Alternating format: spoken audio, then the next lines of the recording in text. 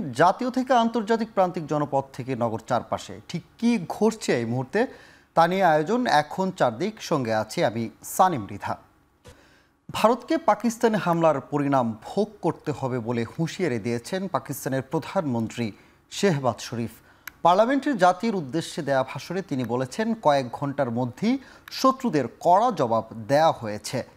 5টি ভারতীয় যুদ্ধবিমান ও 2টি ড্রোন ভূপাতিত করে পাকিস্তান আবারও আকাশে আধিপত্য প্রতিষ্ঠা করেছে বলে দাবি করেন শেহবাজ শরীফ। এর আগে পার্লামেন্টের জরুরি অধিবেশনে সশস্ত্র বাহিনীর প্রশংসা করেন তিনি। এদিকে রাতের অন্ধকারকে আক্রমণের সময় বেছে নেওয়ায় ভারতকে কাপুরুষ বলে আখ্যা দিয়েছেন পিপলস পার্টির চেয়ারপারসন বিলাওয়াল ভুট্টো। পার্লামেন্টের জরুরি অধিবেশন থেকে ভারতের আক্রমণের পর পাক সামরিক বাহিনীকে হামলার অনুমোদন দেওয়া হয়েছে। ভারতীয় বিমান হামলায় পাকিস্তানে কমপক্ষে 31 নিরীহ বেসামরিক নাগরিক নিহত হয়েছেন বলে নিশ্চিত করেছে ডিজি আইএসপিআর।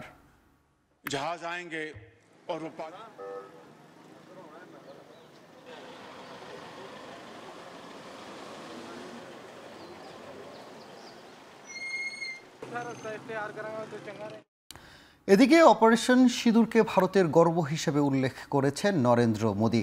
কেন্দ্রীয় মন্ত্রিসভার বৈঠকে অংশ নিয়ে প্রধানমন্ত্রী জানান, সন্ত্রাসবাদের বিরুদ্ধে লড়াই অব্যাহত রাখবে ভারত। যুদ্ধ পরিস্থিতি ইউরোপ সফরও বাতিল করেছেন তিনি। এরই মধ্যে পাকিস্তান বেসামরিক নাগরিক নিহত ও ক্ষয়ক্ষতির দাবি করলেও অস্বীকার করে ভারতের প্রতিরক্ষা মন্ত্রী রাজনাথ সিং। জানান, সন্ত্রাসী লক্ষ্যবস্তুতে সফলভাবে হামলা চালিয়েছে তাদের সশস্ত্র বাহিনী। এমনকি 70 সন্ত্রাসী নিহত হয়েছে বলেও দাবি ভারতের। অন্যদিকে পাকিস্তানের পাল্টা হামলায় নিহতের সংখ্যা বেড়ে 15 জনে দাঁড়িয়েছে বলে জানিয়েছে ভারত।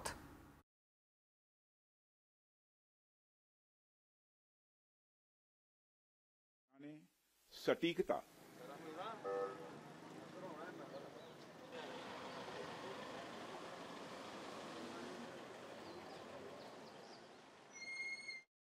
এদিকে ভারত পাকিস্তানের যুদ্ধ পরিস্থিতি নিয়ে গভীর উদ্বেগ জানিয়েছে বাংলাদেশ। চলমান পরিস্থিতিতে দুপক্ষকে সংযত হবার আহ্বান ঢাকার। পররাষ্ট্র মন্ত্রণালয়ের ব্রিফিংয়ে জাতীয় নিরাপত্তা উপদেষ্টা খলিলুর রহমান আরও বলেন, সীমান্তে পুশ ইনের ঘটনা সঠিক কোনো প্রক্রিয়ায় হচ্ছে না।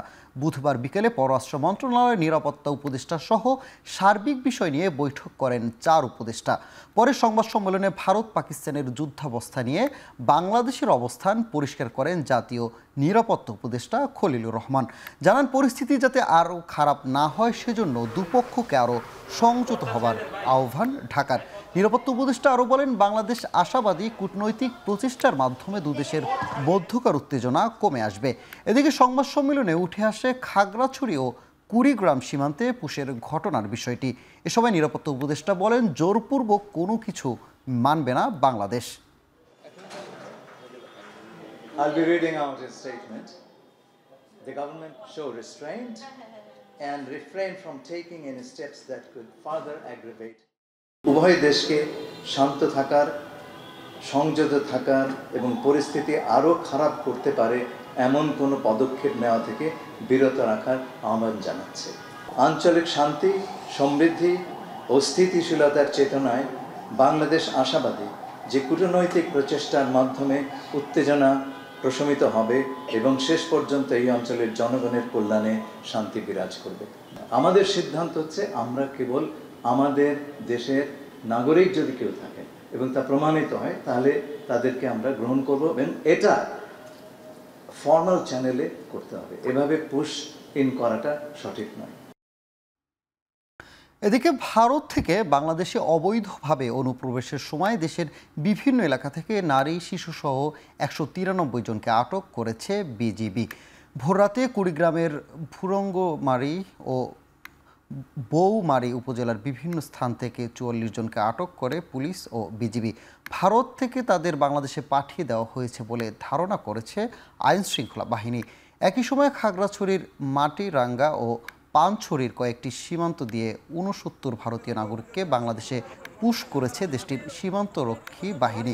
বিষয়টির সমাধান না হওয়া পর্যন্ত প্রশাসনের পক্ষ থেকে তাদের খাদ্য ও থাকার ব্যবস্থা করা হয়েছে বলে জানান জেলা প্রশাসক। এছাড়া দুপুরে মৌলভীবাজারের সীমান্তে অনুপ্রবেশ করা নারী, শিশুসহ 70 জনকে আটক করেছে বিজিবি। মাধবপুর ইউনিয়নের ভারপ্রাপ্ত চেয়ারম্যান শিবনারায়ণ শীল জানান, দীর্ঘ 5 বছর ধরে তারা ভারতের আসামে বসবাস করছিলেন। তবে হঠাৎ প্রায় 300 লোকের ঘরবাড়ি ভেঙে তাদের বিএসএফের হাতে তুলে দেওয়া হয়। সেখান থেকে কয়েকজনকে ধোলাই সীমান্ত দিয়ে গেট খুলে পুশ ইন করেছে বিএসএফ।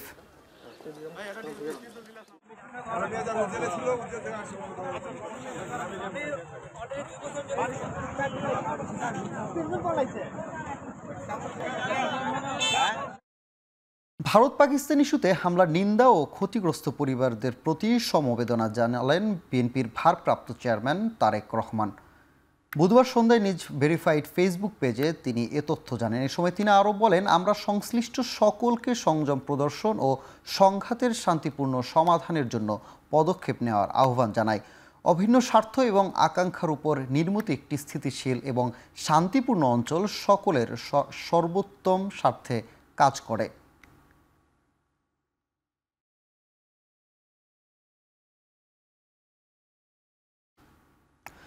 ভারত পাকিস্তান সংঘাতে শুধু ঢাকা স্টক এক্সচেঞ্জ নয়, সারা বিশ্বের শেয়ার বাজারে প্রভাব পড়েছে। বাহ্যিক কারণে যে প্রভাব পড়ে সেখানে কিছু করার থাকে না বলে মন্তব্য করেছেন প্রধান উপদেষ্টার বিশেষ সহকারী ডক্টর আনিসুজ্জামান চৌধুরী। সকালে চট্টগ্রাম স্টক এক্সচেঞ্জ অংশীজনদের সাথে মত বিনিময় সভায় তিনি কথা বলেন। এ সময় বক্তারা পুঁজি বাজার নিয়ে নানান হতাশার কথা তুলে ধরেন। 5 আগস্টের পর পুঁজি বাজার নিয়ে আশাবাদী হয়েছিলেন বিনিয়োগকারীরা, তবে পরে নিরাশ হতে হয়েছে ধারাবাহিক পতনের কারণে। এ সময় চট্টগ্রাম স্টক এক্সচেঞ্জ কতটা ভূমিকা রাখতে পারছে তা নিয়েও প্রশ্ন তোলেন বক্তারা। এছাড়া ব্রোকার হাউসগুলো ক্রান্তিকাল অতিক্রম করছে জানিয়ে সংশ্লিষ্টরা বলেন, লোকসানের পরে ব্যবসা করার মতো পরিস্থিতি থাকছে না। একই সাথে মাল্টিন্যাশনাল কোম্পানিগুলোকে শেয়ার বাজারে আনতে না পারাকে দুঃখজনক বলছেন অংশীজনরা।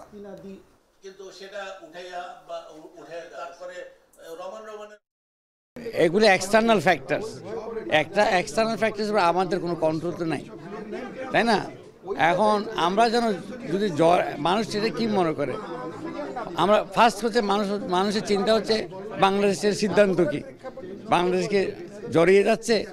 আমরা যখন জড়াবো না তখন এটা হবে। এদিকে সপ্তাহের চতুর্থ কার্যদিবসে দেশের প্রধান পুঁজিবাজার ঢাকা স্টক এক্সচেঞ্জ বড় ধরনের পতন হয়েছে। একই দিনে হারিয়েছে 149 পয়েন্ট, যা 3 বছরের মধ্যে সবচেয়ে বড় পতন।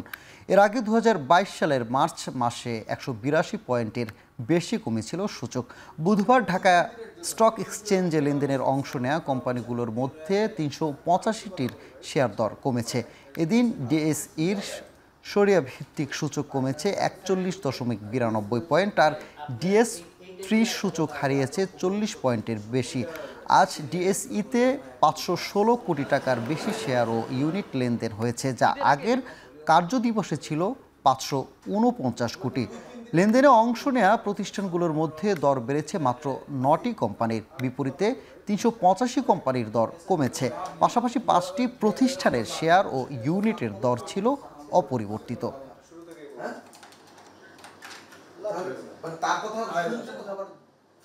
রাখাইন রাজ্যে চলমান সংঘর্ষের ফলে বাংলাদেশে পালিয়ে আশ্রয় নেয়া মিয়ানমারের সেনা ও বিজিপির 34 সদস্য সহ 40 জনকে নিজ দেশে ফেরত পাঠানো হয়েছে। মিয়ানমারের একটি বিশেষ ফ্লাইটে ফেরত যায় তারা। এর মধ্য দিয়ে কক্সবাজার বিমানবন্দরে শুরু হলো আন্তর্জাতিক টেস্ট ফ্লাইট চলাচল। বেলা 11:15টার দিকে মিয়ানমারের সেনা ও বিজিপির 34 সদস্য সহ 40 জনকে কড়া নিরাপত্তায় আনা হয় কক্সবাজার বিমানবন্দরে। কক্সবাজার বিমানবন্দর থেকে যেহেতু আন্তর্জাতিক ফ্লাইট এটি প্রথম, তাই বিশ্বের বিশেষ ব্যবস্থায় সম্পূর্ণ করা হয় ইমিগ্রেশন সহ সব প্রক্রিয়া। পরে বেলা 3টার দিকে মিয়ানমার থেকে আসা ফ্লাইটটি কক্সবাজার বিমানবন্দর থেকে মিয়ানমারের উদ্দেশ্যে রওনা দেয়।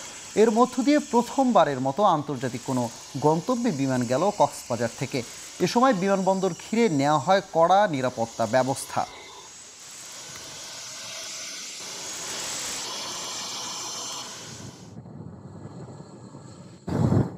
কক্সবাজার আন্তর্জাতিক বিমানবন্দর থেকে নভেলি কাস্টমস ইমিগ্রেশন করেই তো বাইরে যায়।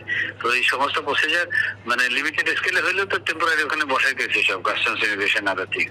তো ওইটা একটা মানে কক্সবাজার আন্তর্জাতিক বিমানবন্দরে চালু হওয়ার আগে এটা একটা ইয়ে হয়ে গেল আর কি, মানে ট্রায়াল হয়ে গেল আর কি। দেশের বিভিন্ন জেলায় বারবার বাঁধ ভাঙার কারণ অনুসন্ধানে আন্তঃমন্ত্রণালয় কমিটি গঠন করা হয়েছে। একনেক সভা শেষে ব্রিফিংয়ে পরিকল্পনা উপদেষ্টা এ কথা জানান। সকালে এনইসি সম্মেলন কেন্দ্রে প্রধান উপদেষ্টা ডক্টর মোহাম্মদ ইউনূসের সভাপতিত্বে একনেক সভায় ৩,৭৫৬ কোটি টাকা ব্যয়ে ৯টি প্রকল্প অনুমোদন দেওয়া হয়েছে। এসব প্রকল্পের মধ্যে রয়েছে বাংলাদেশ সরকারি কমিশনের সচিবালয় ৭টি আঞ্চলিক কার্যালয় প্রতিষ্ঠা, নারায়ণগঞ্জের খানপুরে অভ্যন্তরীণ কন্টেইনার টার্মিনাল নির্মাণ, সক্ষমতা বৃদ্ধিকরণ ও রবীন্দ্র বিশ্ববিদ্যালয় বাংলাদেশের প্রতিস্থাপন। দুপুরে সংবাদ সম্মেলনে পরিকল্পনা উপদেষ্টা ওয়াহিদুদ্দিন মাহমুদ জানান, একনেক পাশ হওয়া মানেই প্রকল্পের ছাড়পত্র নয়, ভবিষ্যতে যাচাই বাছাই করে অর্থ ছাড় দেয়া হবে।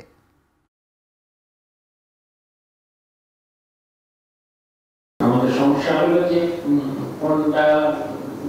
কোনটা নতুন প্রকল্প আর কোনটা মেরামত করা হবে এর মধ্যে ভাগ করা যাচ্ছে না। এইসব প্রকল্প যে এখানে বেড়ি বাঁধ আছে, সেই অবকাঠামো আছে, মেরামত করার কথা বলা হচ্ছে। যদি এদের নিয়ম মাফিক হয়, কোনো অর্থের অপচয় না হয়, তাহলে ঠিক আছে। কিন্তু একটা নীতিগত ব্যাপার হলো যে আমরা ক্রমাগতভাবে এগুলোকে মেরামত করতেই থাকবো, নাকি একবারে টেকসই ভাবে যা করার পরে তারপর নিয়মিত যেটুকু রক্ষণাবেক্ষণ সেটা তো বড় আকারে না, সেটার জন্য প্রকল্প দরকার না। বাংলাদেশি নাগরিকদের জন্য পুনরায় ভিসা চালু করার ক্ষেত্রে উল্লেখযোগ্য অগ্রগতির জন্য সংযুক্ত আরব আমিরাতকে ধন্যবাদ জানিয়েছেন প্রধান উপদেষ্টা ডক্টর মোহাম্মদ ইউনূস। বাংলাদেশে দেশটির বিনিয়োগ প্রস্তাবকেও স্বাগত জানিয়েছেন তিনি। যমুনায় প্রধান উপদেষ্টার সাথে বৈঠক করেন সংযুক্ত আরব আমিরাতের সহনশীলতা ও সহাবস্থান বিষয়ক মন্ত্রী শেখ নাহান বিন মোবারক আল নাহান। রাষ্ট্রপতির নির্দেশে বাংলাদেশের সঙ্গে সংহতি প্রকাশ ও দুই দেশের বন্ধুত্ব আরও জোরদারের জন্য বাংলাদেশ সফরে আসার কথা উল্লেখ করে আল নাহান প্রধান উপদেষ্টাকে বলেন, বিনিয়োগ থেকে শুরু করে ভিসা পর্যন্ত সব ক্ষেত্রে সহযোগিতা নিশ্চিত করতে চায় আরব আমিরাত। ভিসা ব্যবস্থা শিথিল করায় প্রধান উপদেষ্টা বলেন, দরজা খোলার জন্য ধন্যবাদ, এখনও কিছু পদক্ষেপ নেওয়া বাকি আছে, শিগগিরই সব সমস্যার সমাধান করা হবে বলেও জানান তিনি।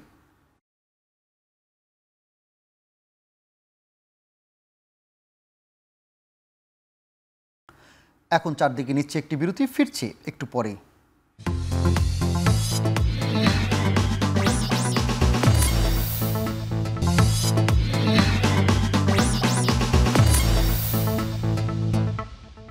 বিরতির পর ফিরে এলাম, আপনারা দেখছেন এখন চারদিক। সময় ক্ষেপণের মাধ্যমে নির্বাচন নিয়ে চক্রান্ত হচ্ছে বলে অভিযোগ করেছেন বিএনপি নেতারা। টালবাহানা না করে অন্তর্বর্তী সরকারকে দ্রুত রোডম্যাপ দেওয়ার আহ্বান জানিয়েছেন তারা। বুধবার সকালে জাতীয় প্রেস ক্লাবের সামনে দুটি আলাদা অনুষ্ঠানে যোগ দিয়ে এসব কথা বলেন বিএনপির ভাইস চেয়ারম্যান শামসুজ্জামান দুদু ও বিএনপি চেয়ারপারসনের উপদেষ্টা জয়নুল আবদিন ফারুক। মানবিক করিডোর বিষয়ে অন্তর্বর্তী সরকার নয়, নির্বাচিত সরকার সিদ্ধান্ত নেবে বলেও মন্তব্য করেন তারা। গণতন্ত্রের জন্য দেশে মানুষ, আমি সরকারকে বলবো, গণতন্ত্র মেনে নেন, নির্বাচন মেনে নেন, রোডম্যাপ ঘোষণা করুন, বাংলাদেশের মানুষের অধিকার ফিরিয়ে দেন, তারা যেন একটা ভোট তার পছন্দের প্রার্থীকে দিতে পারে। এটি মেনে নিন, দেখবেন রাতারাতি সকল সমস্যার সমাধান হয়ে আসবে। আবারও যেন আমাদেরকে এই করিডোর নিয়ে আবার আন্দোলন না করতে হয়, তাই সরকারের কাছে করিডোরের প্রশ্নে আমি অনুরোধ জানাবো, বিচার বিবেচনা করে যেই সরকার গঠন করবে যে দল, আপনার অধীনে নির্বাচন দিয়ে সেই সরকারকে এই বিষয়ে সিদ্ধান্ত দেওয়ার জন্য আমি বিনয়ের সহিত আপনাকে অনুরোধ জানাবো। নাগরিকের তথ্য ফাঁসের প্রমাণ পাওয়ায় আনসার ও গ্রাম প্রতিরক্ষা বাহিনী এবং ব্র্যাক ব্যাংকের এনআইডি যাচাই সেবা বন্ধ করে দিয়েছে জাতীয় পরিচয় নিবন্ধন অনুবিভাগ। বিষয়টি নিশ্চিত করেছেন প্রতিষ্ঠানটির মহাপরিচালক এএসএম হুমায়ুন কবির। সকালে নির্বাচন ভবনে কথা নিশ্চিত করেন তিনি। এ সময় তিনি বলেন, অভিযুক্ত দুটি প্রতিষ্ঠান এনআইডি যাচাইয়ের জন্য যে লিঙ্ক ব্যবহার করে সেখানে একটি ব্যাকডোরের সন্ধান পেয়েছে ইসি, যা দিয়ে নাগরিকদের তথ্য ফাঁস হতো। সত্যতা যাচাইয়ে তদন্ত কমিটি গঠন করা হয়েছে। এর আগে স্বাস্থ্য অধিদপ্তর সহ 5 প্রতিষ্ঠানের বিরুদ্ধে এমন অভিযোগ পাওয়ায় সেবা কার্যক্রম বন্ধ করে জাতীয় পরিচয় নিবন্ধন অনুবিভাগ। এছাড়াও 12 কোটিরও বেশি ভোটারের তথ্য ফাঁসের ঘটনায় আইসিটি মন্ত্রণালয়ের সাথে চুক্তি বাতিল করেছে নির্বাচন কমিশন। যখন আমরা বিশ্বাসযোগ্য প্রমাণ পেয়েছি যে এই 2টি জায়গা থেকে এইটা লিক হচ্ছে, তখন আমরা সাময়িকভাবে এটা বন্ধ করে দিয়েছি এবং কর্তৃপক্ষের সিদ্ধান্ত ক্রমে এখন আমরা তদন্ত শুরু করেছি এবং অলরেডি তদন্ত চলছে। যারা এটার সাথে জড়িত বলে আপনাদের কাছে প্রতীয়মান হবে, তাদের বিরুদ্ধে আপনারা ব্যবস্থা নিয়ে আমাদের কাছে আসবেন। আসলে তখন আমাদের যে তাদের সাথে যে চুক্তি রয়েছে সেই চুক্তি অনুযায়ী যা যা করার আমরা তা করব। দ্বিকক্ষ বিশিষ্ট সংসদের বিষয়ে আগে দ্বিমত থাকলেও এখন একমত নাগরিক ঐক্য। জাতীয় ঐকমত্য কমিশনের সঙ্গে নাগরিক ঐক্যের প্রথম দফার আলোচনায় 114টি প্রস্তাবে একমত হলেও দ্বিতীয় দফার আলোচনায় তারা 118টি প্রস্তাবের সাথে একমত হয়েছে বলে জানিয়েছেন দলটির সাধারণ সম্পাদক শহীদুল্লাহ কায়সার। বুধবার জাতীয় সংসদ ভবনের এলডি হলে জাতীয় ঐকমত্য কমিশনের সঙ্গে বৈঠক করে নাগরিক ঐক্য। বিচার বিভাগীয় সংস্কার প্রস্তাবের অধিকাংশ বিষয়ে একমত ও সিভিল সোসাইটিকে নির্বাচনে মনোনয়ন দেওয়ার ক্ষেত্রেও দ্বিমত প্রকাশ করেছে নাগরিক ঐক্য। এর আগে আলোচনার শুরুতে জাতীয় ঐকমত্য কমিশনের সহ সভাপতি অধ্যাপক আলী রিয়াজ রাজনৈতিক দলগুলোকে মতাদর্শ ভিন্ন থাকলেও মৌলিক সংস্কারের জায়গায় একমত হবার আহ্বান জানান। আপনাদের রাজনৈতিক দলগুলির মধ্যেও আপনাদের সহযোগী শক্তি যাদের সাথে আপনাদের ভিন্ন মত আছে, তারাও আপনারা একটু আলোচনা করুন নিজেদের মধ্যে। এটা জাতীয় ঐক্য প্রতিষ্ঠার চেষ্টা, জাতীয় সনদ তৈরির চেষ্টা।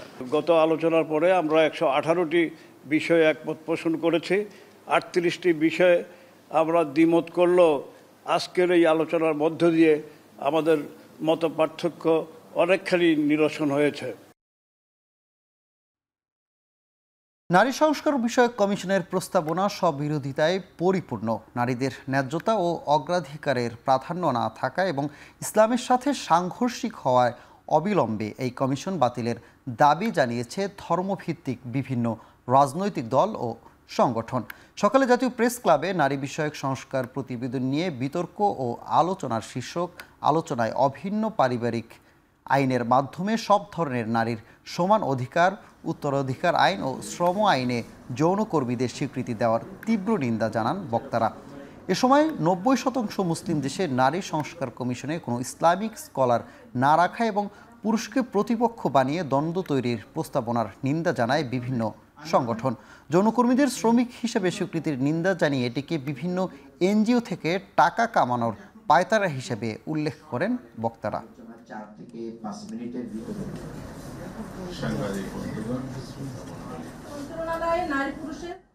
এই কমিশনের মাধ্যমে নারীকে সম্মান নয় অসম্মান করার আয়োজন করা হচ্ছে। বাংলাদেশের জনগণ এই রিপোর্ট প্রত্যাখ্যান করে এই কমিশন বাতিলের দাবি জানিয়েছে। আর আপনারা বলছেন যে দ্রুত এটার সুপারিশ কার্যকর করতে। তাহলে আপনারা কি জনগণের সাথে যুদ্ধে নামতে চান? সংসদীয় আসনের সীমানা নির্ধারণের পুরনো আইন রেখেই কাজ করছে কমিশন। এতে গেজেট পাওয়ার পরেই কাজ শুরু করবে নির্বাচন কমিশন বলে জানিয়েছেন ইসি সচিব আক্তার আহমেদ। বুধবার বিকেলে নির্বাচন ভবনে তিনি জানান ইতিমধ্যে 61টি সংসদীয় আসনের বিপরীতে 405টি আবেদনের জমা পড়েছে। সীমানা নিয়ে কারো আপত্তি আছে কিনা তা জানতে নতুন করে আবারও দরখাস্তের আহ্বান করবে ইসি। 61টা কনস্টিটিউয়েন্সি রিলেটেড 405টা কি 6টা আবেদন আছে, মানে এক একটা কনস্টিটিউয়েন্সির উপরে একাধিক আবেদন আছে।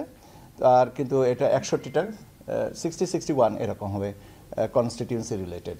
তো এখন আমরা গেজেটটা পেলে তো কাজটা শুরু করব, কিন্তু প্রাথমিক কাজগুলো যে কনস্টিটিউয়েন্সি বেসড আবেদনগুলোকে সর্ট আউট করা, এই কাজটা শুরু করছি। এখন চারদিকে নিচ্ছে আরেকটি বিরতি, ফিরছি একটু পরে।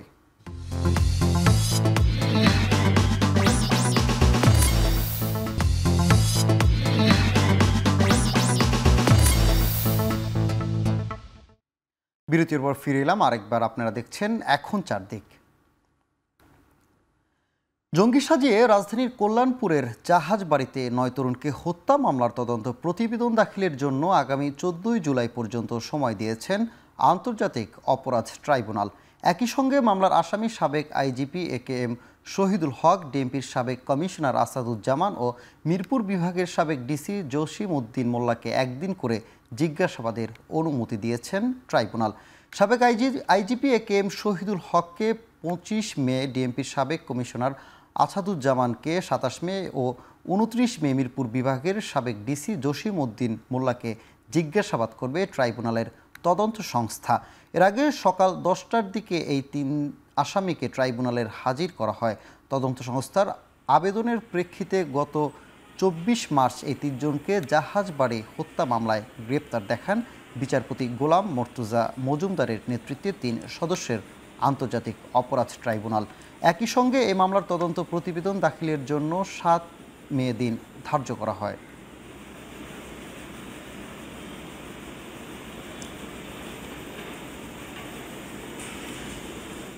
বহু জায়গায় এভাবে জঙ্গি নাটক সাজিয়ে ইসলামী মনোভাবাপন্ন যুবকদেরকে হত্যা করা হয়েছে। আবেদনের প্রেক্ষিতে AKM শহীদুল হক তৎকালীন আইজিপি, তৎকালীন ডিএমপি কমিশনার আসাদুজ্জামান এবং তৎকালীন এসি জসিম উদ্দিন মোল্লা, এই 3 জনকে আজকে ট্রাইব্যুনালে হাজির করা হয়েছিল। আজকে ট্রাইব্যুনালে তদন্ত প্রতিবেদন দাখিলের দিন ধার্য ছিল। তদন্ত সংস্থার পক্ষ থেকে 2 মাস সময় চাওয়া হয়েছে। মাননীয় ট্রাইব্যুনাল 2 মাস সময় মঞ্জুর করে 2 মাস পরে মামলার নির্ধারিত তারিখ ধার্য করেছে। আগামী জুলাইয়ের মধ্যে ফ্যাসিস্ট আওয়ামী লীগকে নিষিদ্ধ করা না হলে সচিবালয় ঘেরাওয়ের ঘোষণা দিয়েছে জুলাই ঐক্য। বুধবার জাতীয় প্রেস ক্লাবের সামনে জুলাই ঐক্যের ব্যানারে 50টি সংগঠনের আয়োজনে মানববন্ধনে বক্তারা এ দাবি জানান। এ সময় প্লাকার্ডে নানা দাবি তুলে ধরেন তারা। বলেন, দ্রুত সময়ের মধ্যে জুলাই গণহত্যার বিচার নিশ্চিত করতে হবে। জুলাই আন্দোলনের শহীদ ও আহতদের পূর্ণাঙ্গ তালিকা প্রকাশ করতে হবে। একই সাথে তাদের ক্ষতিপূরণ ও পুনর্বাসন নিশ্চিত করতে হবে। জানা যায়, বিভিন্ন মতাদর্শের সামাজিক ও রাজনৈতিক সংগঠনসমূহ নিয়ে জুলাই ঐক্যবদ্ধ জাতীয় জোট হিসাবে কাজ করছে।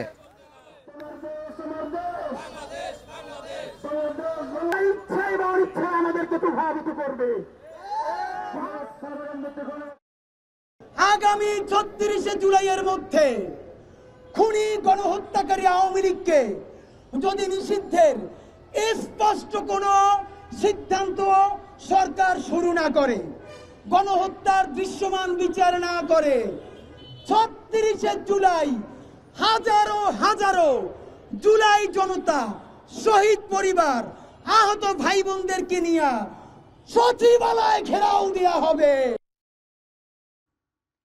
বৈষম্য বিরোধী আন্দোলনে এক ভ্যান চালককে হত্যা চেষ্টার অভিযোগে গুলশান থানার মামলায় গ্রেপ্তার দেখানো হয়েছে গান বাংলার মালিক কৌশিক হোসেন তাপসকে।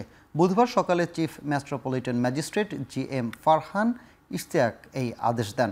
বুধবার সকালে তাকে আদালতে হাজির করে রাষ্ট্রপক্ষের আইনজীবী বলেন, জুলাই আগস্টের সময় গুলশানের এক ভ্যান চালককে হাসপাতালে চিকিৎসা দিতে না দেওয়ায় ও পরে পায়ে গুলি করে হত্যা চেষ্টার অভিযোগ রয়েছে তাপসের বিরুদ্ধে।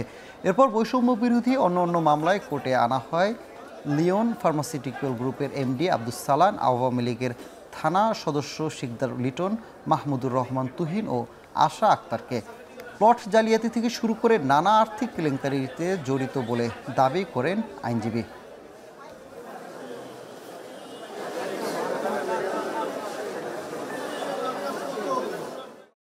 গান বাংলার চেয়ারম্যান কৌশিক হোসেন তাপস, তাকে গুলশানের একটি হত্যা চেষ্টা মামলা, আজকে তার বিরুদ্ধে একটি মামলায় তদন্তকারী কর্মকর্তা গুলশান থানা একটি হত্যা প্রচেষ্টা মামলায় তাকে সন্নিবেশ করা হয়েছে। পরবর্তীতে তাকে জিজ্ঞাসাবাদ করার জন্য তার বিরুদ্ধে রিমান্ড প্রার্থনা করা হবে। চট্টগ্রামের নগরীর চান্দগাঁও র্যাব 7 ক্যাম্প থেকে পুলিশ পলাশ শাহ নামের এক র্যাব কর্মকর্তার গুলিবিদ্ধ মরদেহ উদ্ধার করা হয়েছে। ধারণা করা হচ্ছে নিজের মাথায় পিস্তল ঠেকিয়ে আত্মহত্যা করেন এই কর্মকর্তা। দুপুর 1:30টায় র্যাব 7-এর চান্দগাঁও ক্যাম্পের 3য় তলা থেকে তার মরদেহ উদ্ধার করা হয়। বুধবার বেলা 11:50 ঘটনাটি ঘটে। সংবাদ বিজ্ঞপ্তিতে র্যাব জানায়, একটি অপারেশনে অংশ নেয়ার জন্য ক্যাম্পের অস্ত্রাগার থেকে নিয়ম অনুযায়ী পিস্তল সংগ্রহ করেন সিনিয়র এএসপি পলাশ সাহা। পরে তিনি নিজ অফিস কক্ষে ফিরে যান। কিছুক্ষণ পর আনুমানিক 11টা 45 মিনিটে তিনি নিজের মাথায় গুলি চালান। গুলির শব্দ শুনে দ্রুত ঘটনাস্থলে ছুটে যান র্যাব 7-এর কোম্পানি কমান্ডার মেজর তৌহিদ সহ অন্যান্য কর্মকর্তারা। পরে আশঙ্কাজনক অবস্থায় তাকে চট্টগ্রাম মেডিকেল কলেজ হাসপাতালে নিয়ে গেলে কর্তব্যরত চিকিৎসক তাকে মৃত ঘোষণা করেন। নিহত পলাশ সাহা 37তম বিসিএসএ পুলিশ ক্যাডার কর্মকর্তা ছিলেন। র্যাব 7-এ তিনি সিনিয়র সহকারী পুলিশ সুপার হিসেবে দায়িত্ব পালন করে আসছিলেন।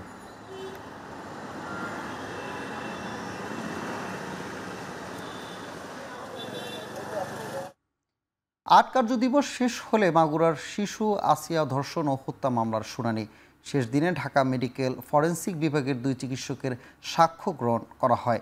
বুধবার সকাল 10টা থেকে জেলা নারী ও শিশু নির্যাতন দমন ট্রাইব্যুনালের বিচারক এম জাহিদ হাসানের আদালতে শুরু হয় সাক্ষ্য গ্রহণ। এ নিয়ে মামলায় বাদী সহ মোট 29 জনের সাক্ষ্য নেওয়া হলো। এর আগে প্রধান অভিযুক্ত হিটু শেখ সহ সকল আসামিদের আদালতে হাজির করা হয়। গেল 6 মার্চ বোনের শ্বশুর বাড়িতে বেড়াতে গেলে ধর্ষণের শিকার হয় 8 বছর বয়সী শিশু আসিয়া। পরে 13 মার্চ রাজধানীর সম্মিলিত সামরিক হাসপাতালে চিকিৎসাধীন অবস্থায় তার মৃত্যু হয়। রাষ্ট্রপক্ষ থেকে আজকে আমরা সাক্ষ্য গ্রহণ সমাপ্তির জন্য আবেদন করেছি। মৌখিক আবেদনের প্রেক্ষিতে বিজ্ঞ আদালত আমাদের আবেদন মঞ্জুর করে রাষ্ট্রপক্ষের সাক্ষ্য সমাপ্তির ঘোষণা করেছেন এবং আগামীকাল আসামি পরীক্ষার জন্য, যাকে 342 বলা হয়, আসামি পরীক্ষার জন্য দিন ধার্য করেছে। চট্টগ্রামে বিআরটিএ কার্যালয়ে নানা অভিযোগের ভিত্তিতে অভিযান চালাচ্ছে দুর্নীতি দমন কমিশন। বুধবার সকাল থেকে নগরীর বালুছড়ায় বিআরটিএর প্রধান কার্যালয়ে অভিযান শুরু করে দুদকের একটি দল। সংস্থাটির উপপরিচালক প্রকৌশলী আইনুল হুদা চৌধুরীর কক্ষে বিভিন্ন নথি ও কাগজপত্র পর্যালোচনা করেন তদন্তকারী কর্মকর্তা। এ সময় লাইসেন্স, গাড়ির ফিটনেস সহ নানা কার্যক্রমে ঘুষ লেনদেনের অভিযোগ রয়েছে বিআরটিএ কার্যালয়ে। অভিযোগ, টাকা না দিলে পদে পদে ভোগান্তি পোহাতে হয় সেবা গ্রহীতাদের। সুনির্দিষ্ট এমন অভিযোগের ভিত্তিতেই নথি পর্যালোচনা ও কর্মকর্তাদের জিজ্ঞাসাবাদ করেন দুদকের কর্মকর্তারা।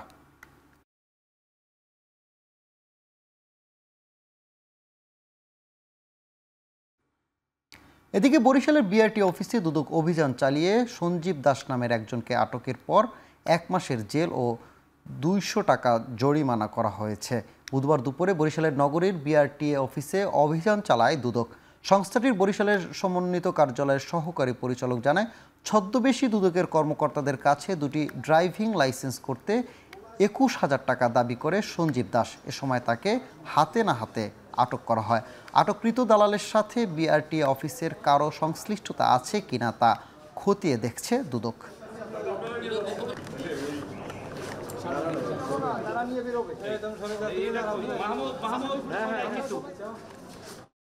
বরিশাল বিশ্ববিদ্যালয়ের উপাচার্য অপসারণের দাবিতে বাসভবনে তালা লাগিয়ে দিয়েছে আন্দোলনরত শিক্ষার্থীরা।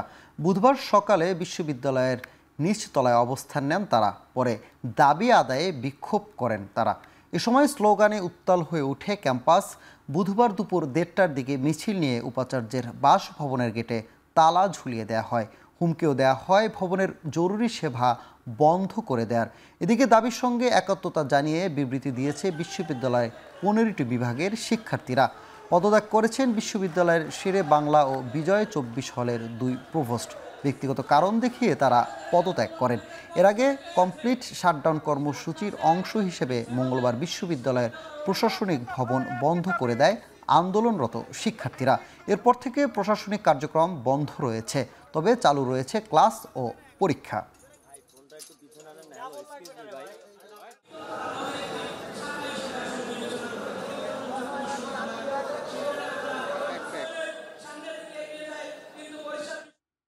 ইউজিসির নীতিমালা অনুযায়ী শিক্ষক নিয়োগ ও স্নাতক ডিগ্রিধারী নার্সদের সরাসরি নিয়োগ সহ 6 দফা দাবিতে বরিশাল নার্সিং কলেজে চলছে অনির্দিষ্টকালের কমপ্লিট শাটডাউন কর্মসূচি। দ্বিতীয় দিনের কর্মসূচিতে বুধবার সকাল থেকে কলেজের প্রধান ফটক বন্ধ করে অবস্থান ও বিক্ষোভ সমাবেশ করেন শিক্ষার্থীরা। দাবি আদায়ে বন্ধ রয়েছে কলেজের সব ধরনের কার্যক্রম। দাবি আদায়ের পাশাপাশি গতকালকের কর্মসূচিতে শিক্ষার্থীদের উপর হামলার ঘটনার বিচারের দাবি জানান আন্দোলনকারীরা। জানান 6 দফা দাবি পূরণ ও হামলার বিচার না হওয়া পর্যন্ত আন্দোলন চালিয়ে যাওয়ার ঘোষণা শিক্ষার্থীদের। এদিকে গতকাল আন্দোলন চলাকালে শিক্ষার্থীদের উপর হামলার ঘটনায় কলেজে বিরাজ করছে উত্তপ্ত পরিস্থিতি। যতদিন পর্যন্ত আমাদের আন্দোলনটা পুরোপুরিভাবে বাস্তবায়ন না হচ্ছে ততদিন পর্যন্ত আমরা এটা চালিয়ে যাব। আমাদের যে সমস্ত কতিপয় শিক্ষক এই হামলার সাথে জড়িত ছিলেন তাদের যেন সুষ্ঠু বিচার হয়। যতক্ষণ এদের বিচার না হবে আমাদের এই কমপ্লিট শাটডাউন চলমান থাকবে। সারা দেশব্যাপী যে কমপ্লিট শাটডাউন সেটা চলমান থাকবে এবং আজকের আমাদের যে এই দাবি এটাও চলমান থাকবে। থ্যালাসেমিয়া নির্মূলে প্রাথমিক পর্যায় থেকে সচেতনতা সৃষ্টি করতে সবাইকে আহ্বান জানিয়েছেন বাণিজ্য উপদেষ্টা শেখ বশির উদ্দিন।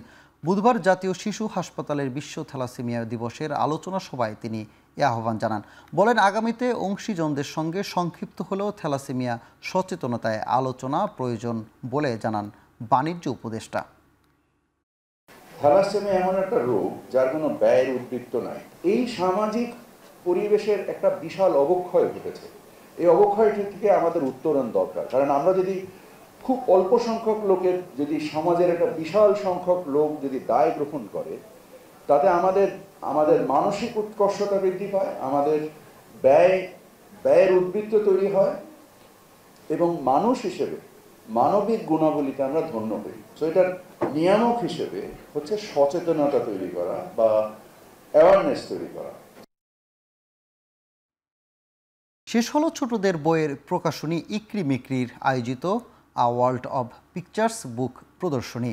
রাজধানীর ধানমন্ডিতে আলিয়াস ফ্রেসেস 6 দিনের প্রদর্শনীতে ছিল বিভিন্ন আয়োজন। পুরোটা সময় শিশুদের ভিড় ছিল চোখে পড়ার মতো। শেষ দিনে মঞ্চস্থ হয় এবং ফাংশাং নাট্যদলে বটতলায় খুদে অভিনয় শিল্পীরা এতে অভিনয় করেন। নাটকটিতে শিশুরা গল্পের পাখি বা কাঠ বিড়াল হবার কল্পনা করে। এর আগে উদ্বোধনী দিনে ছিল জলপুতুলের পাপেট শো। পরের দিন ছিল ছবি আঁকা, যেখানে শিশুরা মনের আনন্দে নানান রঙের এঁকেছেন বাহারি ছবি। এই আয়োজনে ইকরি মিকরির বই থেকেও গল্প শুনিয়েছে শিশুরা।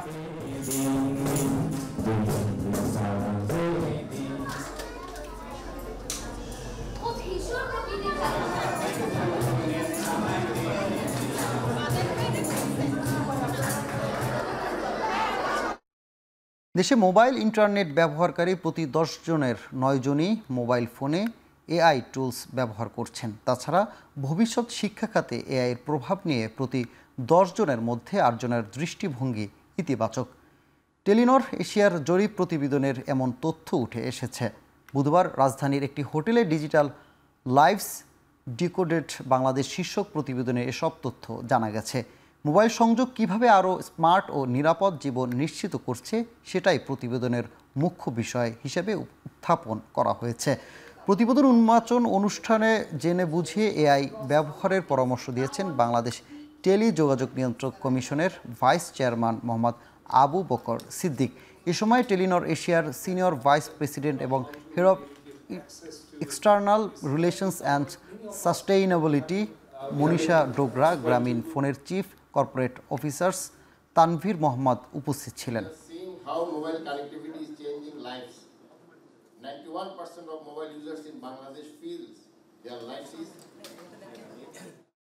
এখন চারদিকে নিচ্ছি আরও একটি বিরতি, ফিরছি একটু পরে।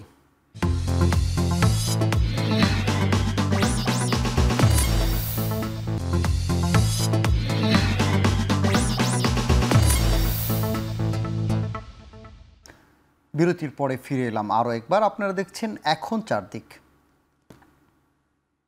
এবার আন্তর্জাতিক প্রসঙ্গ। গাজা উপত্যকায় নতুন করে ইসরায়েলি প্রতিরক্ষা বাহিনীর হামলায় একদিনে প্রাণ গেছে 31 ফিলিস্তিনির। উপত্যকায় প্রায় 2 মাস ধরে খাদ্য ও ত্রাণ সহায়তা প্রবেশ না করায় পুরো ফিলিস্তিনি ভূখণ্ডে মানুষ পড়ে গেছে চরম খাদ্য সংকটে। গাজা শহরের পাশাপাশি জাবালিয়া, খান ইউনিস, দেইরি আল বালাহতে হামলা করেছে ইসরায়েলি প্রতিরক্ষা বাহিনী। যুদ্ধবিরতির জন্য মিশর আর কাতারের মধ্যস্থতার চেষ্টা কোনো কাজেই আসছে না। উল্টো উপত্যকায় নতুন করে সেনা অভিযানের ঘোষণা দিয়েছে ইসরায়েলি প্রধানমন্ত্রী বেনিয়ামিন নেতানিয়াহু। খাদ্য আর চিকিৎসা সামগ্রী সংকটে ভেঙে পড়েছে গাজার স্বাস্থ্যসেবা ব্যবস্থা।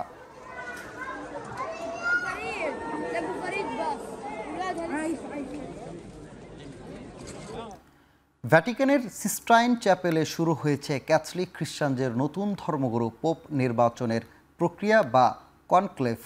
কনক্লেভের অংশ নিতে বুধবার স্থানীয় সময় বিকেল 4:30টায় চ্যাপেলে প্রবেশ করেছেন 70 দেশের 133 জন কার্ডিনাল।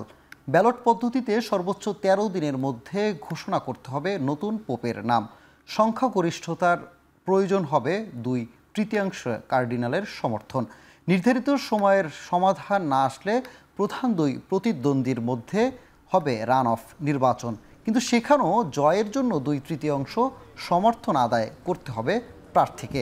নির্বাচনের জন্য বুধবার 1 দফা এবং পরবর্তী প্রতিদিন 4 বার করে চলবে ব্যালট গ্রহণ। পরবর্তী পোপ নির্বাচিত না হওয়া পর্যন্ত চলতে থাকবে এ প্রক্রিয়া। ভোটাভুটির পর পুড়িয়ে ফেলা হবে ব্যালট। কেউ না জিতলে রাসায়নিক মিশিয়ে পোড়ানো হবে ব্যালটগুলো। এতে ভ্যাটিকানের ছাদ দিয়ে বের হবে কালো ধোঁয়া। আর যদি ধোঁয়ার রং সাদা হয় তবে ধরে নিতে হবে নতুন ধর্মগুরু পেয়ে গেছে রোমান ক্যাথলিকরা। এবার খেলার প্রসঙ্গ। পাকিস্তান সুপার লিগ PSL-এ খেলতে দেশটিতে অবস্থান করছেন বাংলাদেশের 2 ক্রিকেটার রিশাদ হোসেন ও নাহিদ রানা। চলমান পরিস্থিতিতে এই 2 ক্রিকেটারের সঙ্গে সার্বক্ষণিক যোগাযোগ রাখা হচ্ছে বলে জানিয়েছেন বিসিবির cricket operations chairman Nazmul Abedin Fahim. বুধবার দিবাগত রাতে পাকিস্তান নিয়ন্ত্রিত কাশ্মীরে ক্ষেপণাস্ত্র হামলা চালায় ভারত। পাল্টা জবাব দিচ্ছে পাকিস্তানও। এমন সংকটময় পরিস্থিতিতে বাংলাদেশের 2 ক্রিকেটারের নিরাপত্তা নিয়ে জেগেছে শঙ্কা। তবে তাদের সঙ্গে সার্বক্ষণিক যোগাযোগ আছে বলে এখন টিভিকে জানিয়েছেন বিসিবির cricket operations chairman Nazmul Abedin Fahim. PSL-এর নাহিদ খেলেছেন পেশোয়ার জালমির হয়ে। লিগ পর্বে তার দলের বাকি আছে 2 ম্যাচ, যদিও এখন পর্যন্ত মাঠে নামা হয়নি তার। অন্যদিকে রিশাদের লাহোর দলের বাকি আছে 1টি ম্যাচ। এখন পর্যন্ত 5 ম্যাচ খেলে 9 উইকেট শিকার করেছেন রিশাদ। এদিকে চলতি মাসে বাংলাদেশে পাকিস্তান সফর নিয়ে এখনও কোনো সিদ্ধান্ত নেয়নি বিসিবি। ভেন্যু পরিবর্তন করা হবে কিনা সেটি নিয়েও কোনো আলোচনা হয়নি বলে জানিয়েছেন নাজমুল আবেদিন ফাহিম।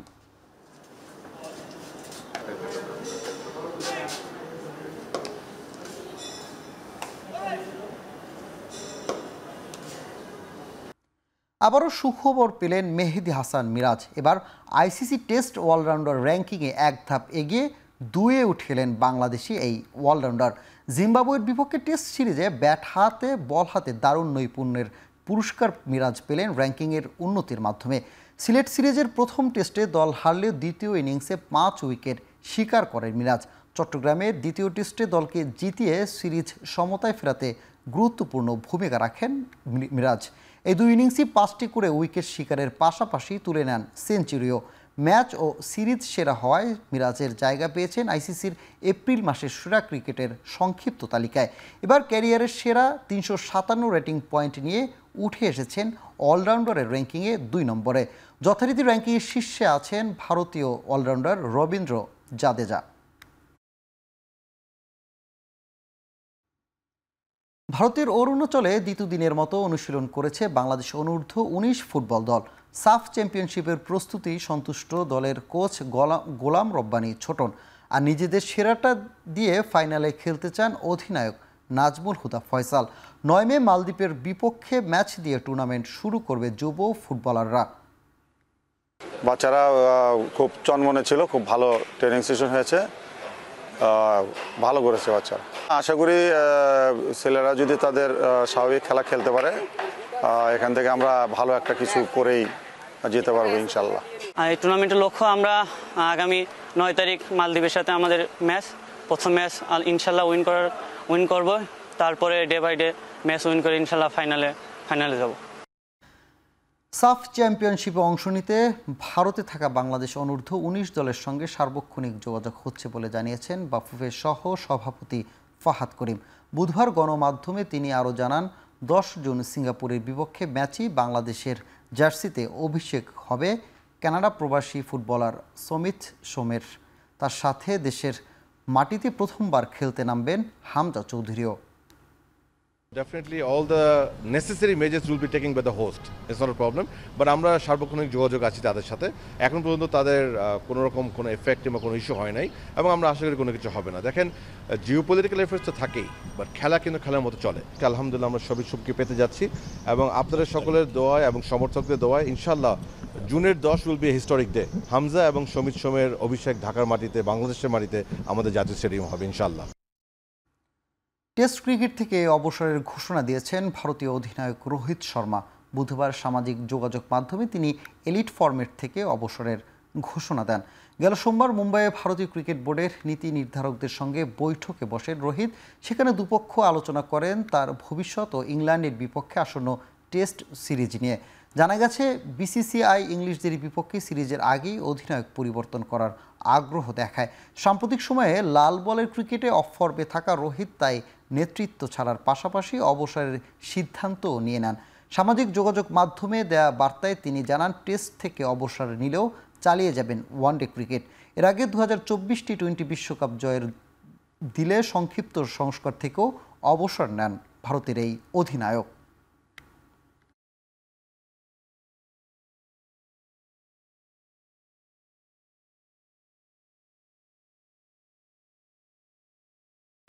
শেষ করছি এখন চারদিক। এখন টেলিভিশন ওয়েবসাইটে দেখতে ভিজিট করুন www.ekhon.tv। এছাড়া ফেসবুকে দেখতে ভিজিট করুন facebook.com/tv.ekhon এবং ইউটিউবে দেখতে ভিজিট করুন youtube.com/c/ekhon tv।